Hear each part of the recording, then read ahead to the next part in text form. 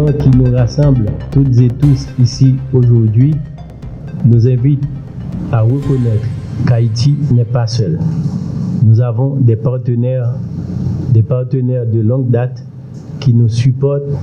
et qui nous appuient dans la marche du pays vers le développement. C'est dans le cadre de ce partenariat avec le groupe Banque mondiale que je salue ce matin la présence du représentant de la Banque mondiale en Haïti, M. Laurent Mselati, pour cette cérémonie de signature de 3 accords de financement additionnels pour 3 projets en cours d'exécution, dont le montant total est de 66 millions de dollars américains. Ces financements additionnels, qui constituent une nouvelle preuve de la solidarité agissante de la Banque mondiale envers Haïti, visent à renflouer les fonds de ces projets pour lesquels des réaffectations ont été faites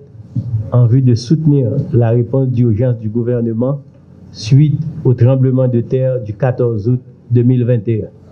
Il s'agit des projets de réponse à la pandémie de COVID-19, de renforcement des soins de santé primaires et de gestion des risques et de résilience aux aléas climatiques. Dans ce cadre, 35 millions de dollars additionnels sont alloués au projet de réponse à la pandémie de COVID-19. Ce support financier aidera le gouvernement à assurer non seulement un déploiement efficace des vaccins à travers le pays, mais aussi à financer de manière équitable des vaccins anti-COVID-19 supplémentaires abordables en cas de besoin. Ce renforcement du système de vaccination du pays améliorera la préparation d'Haïti pour mieux faire face aux futures crises sanitaires. S'agissant du projet de renforcement des soins primaires, qui sera financé par un don additionnel de 20 millions de dollars américains, il permettra de réaliser des activités ciblées, telles que le renforcement des réseaux de référencement vers les soins de santé primaires, la fourniture d'incitations aux prestataires de soins de santé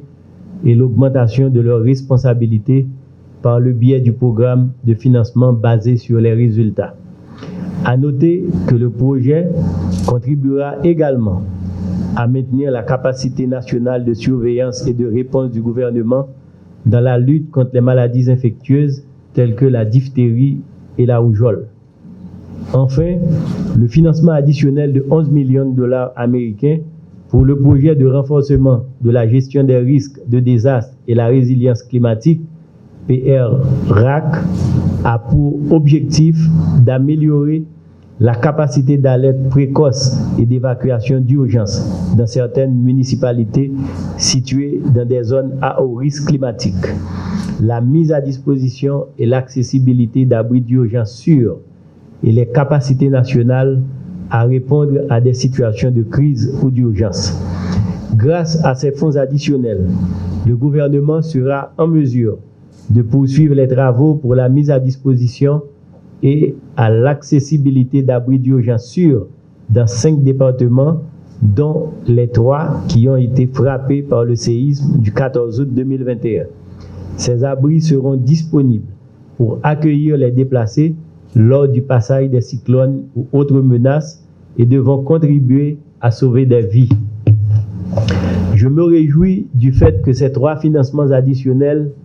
concernent directement les secteurs de la santé et la gestion des risques de désastre et de résilience aux aléas climatiques. Ils s'inscrivent dans le cadre des priorités définies par le gouvernement et vont contribuer de manière significative à une transformation des conditions de vie des populations.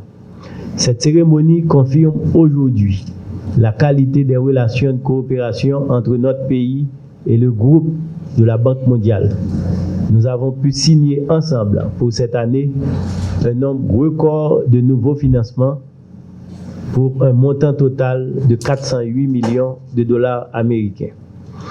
Monsieur le chef des opérations, à travers votre engagement, vos initiatives et la disponibilité de votre équipe, la Banque mondiale contribue par le biais des programmes et projets